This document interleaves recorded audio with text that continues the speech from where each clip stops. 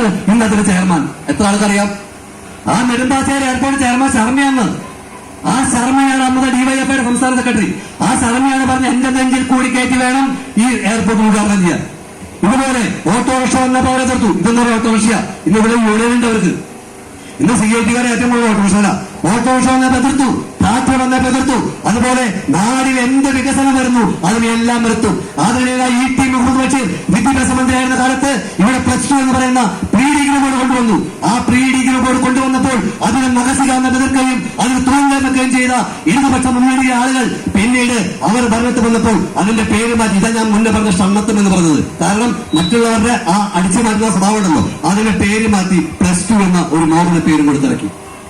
അതുപോലെ നിരവധി വികസന പ്രവർത്തനങ്ങൾ കേരളത്തിൽ കാഴ്ചവെച്ചപ്പോൾ ആ പ്രവർത്തനങ്ങൾക്കെല്ലാം തന്നെ തുരങ്കം വെച്ച ഇടതുപക്ഷത്തിന്റെ ഈ പിണറായി വിജയന്റെ ആളുകളെ എനിക്ക് നിങ്ങളോട് ഒന്നേ പറയാനുള്ളൂ, എനിക്ക് നിങ്ങളോട് ഒരു രാഷ്ട്രീയം പറയാമെന്ന് മറിച്ച് നിങ്ങൾ നിങ്ങളുടെ മനസ്സാക്ഷിയോട് ചോദിക്കുക. ഈ പ്രദേശത്ത് നിങ്ങൾക്ക് ആ 4 വർഷക്കാലം കൊണ്ട് 5 വർഷക്കാലം കൊണ്ട് കഴിഞ്ഞ 20 വർഷക്കാലം കൊണ്ട് ഇടതുപക്ഷക്കാർ എന്ത് നിങ്ങൾക്ക് തന്നു എന്ന് മനസ്സിലാക്കണം. നിങ്ങൾ പരിശോധിക്കണം. പിണറായി സർക്കാരിനെ കുറിച്ച് പറയുമ്പോൾ എനിക്ക് ഇവിടെ സമയക്കുറവുണ്ട്, അല്ലെങ്കിൽ ഒരുപാട് കാര്യങ്ങൾ പറയേണ്ട ഒരു വേദിയാണിത്. ഈ സ്ഥലവും അങ്ങനത്തെയാണ്, പറയേണ്ട വിഷയങ്ങളുണ്ട്. സമയക്കുറവുള്ള അതിലേക്ക് ഞാൻ കടക്കുന്നില്ല. നിങ്ങളൊന്ന് മനസ്സിലാക്കണം. നമ്മൾ 4.5 വർഷം മുമ്പ് ഒരു കയ്യബദ്ധം കാണിച്ചത്, ഇനിയും ആ കയ്യബദ്ധം കാണിച്ചാൽ പിണറായി വിജയന്റെ കാൽച്ചുവട്ടിലിരുന്ന് അരച്ചമർത്തുന്ന ഒരു അടിമകളായി നമ്മൾ മാറേണ്ടി വരും. കാരണം ഇപ്പോ ഈ നടന്നുകൊണ്ടിരിക്കുന്ന സംഭവം കണ്ടാൽ മതി.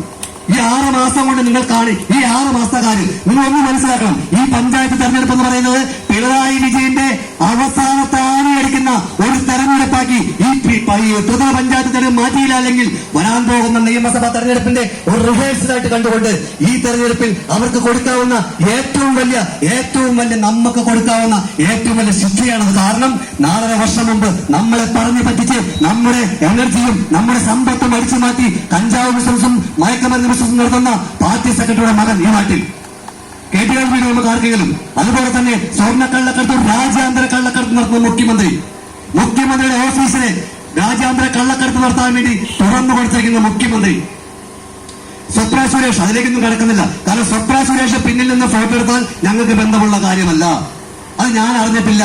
ഉമ്മൻചാണ്ടിയുടെ പിന്നിൽ ചരിത വന്നാൽ ആ മുഖ്യമന്ത്രി രാജിവെക്കണം. ഇതാണ് ഇടതുപക്ഷത്തിന്റെ നയം. ഇടതുപക്ഷത്തിന്റെ ഈ നയം എന്ന് പറയുന്നത് നമ്മളെ പോലെയുള്ള സാധാരണക്കാർ അംഗീകരിക്കണോ എന്നാണ് ചോദിക്കേണ്ടത്. ഇവന്മാരെ ചവിട്ടി പുറത്താക്കാൻ നിങ്ങൾ ഇപ്പോൾ തയ്യാറായില്ലെങ്കിൽ നിങ്ങൾക്ക് ദുഃഖിക്കേണ്ടി വരും. ഒരു സംശയം വേണ്ട.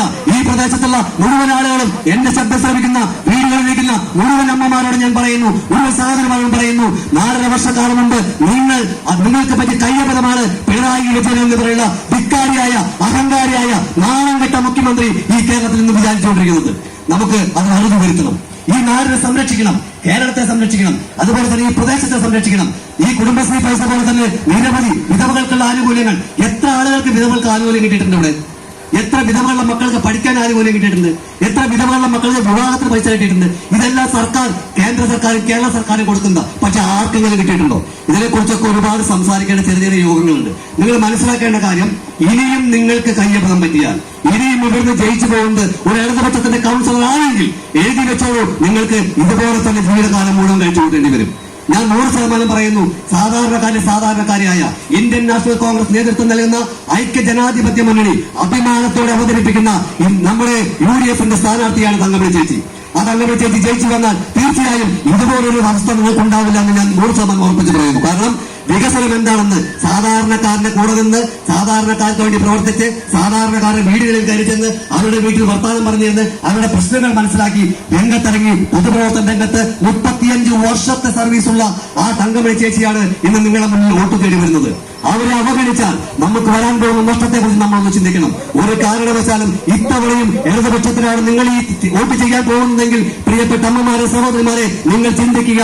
നിങ്ങൾ പ്രളയ ഫണ്ട് മുതൽ ഓക്കി ഫണ്ട് മുതൽ ഈ നാടിനെ കട്ടുമുടിച്ച് കള്ളന്മാരുടെ കയ്യിലേക്കും കൊള്ളക്കാരുടെ കയ്യിലേക്കും മയക്കുമരുന്ന് വ്യാപാരികളുടെ കയ്യിലേക്കും കള്ളക്കടത്തുകാരുടെ കയ്യിലേക്കും ഈ കേരളത്തെ കൊണ്ടുകൊടുത്തിട്ടുള്ളത് നിങ്ങൾ കൊടുത്ത വോട്ട് കൊണ്ടിന്റെ അഹങ്കാരം കൊണ്ടാണ് അവർ ചെയ്യുന്നത്. തീർച്ചയായും പ്രിയമുള്ളവരെ, ഇനി ഒരു അവസരം കൂടി അവർക്ക് നൽകാതിരിക്കാൻ ദൈവനാമത്തെ ഞാൻ നിങ്ങൾ അഭ്യർത്ഥിക്കുന്നു. ഇനി ഒരിക്കലെങ്കിലും അത്തരം ആളുകളെ ഈ നാട്ടിൽ കാലുകുത്താൻ നിങ്ങൾ അനുവദിക്കരുത്. അടിച്ചോടിക്കാൻ കഴിയുമെങ്കിൽ അടിച്ചോടിക്കാൻ നിങ്ങൾ തയ്യാറാവണം എന്ന് മാത്രം പറഞ്ഞുകൊണ്ട് ഇന്ന് ഈ യോഗത്തിൽ പങ്കെടുത്ത മുഴുവൻ ആളുകൾക്കും ഹൃദയത്തിന്റെ ഭാഷയിൽ വിപ്ലവാദികളും വിപ്ലവാദികളും അർപ്പിച്ചുകൊണ്ട് നിർത്തുന്നു. നന്ദി, നല്ല നമസ്കാരം.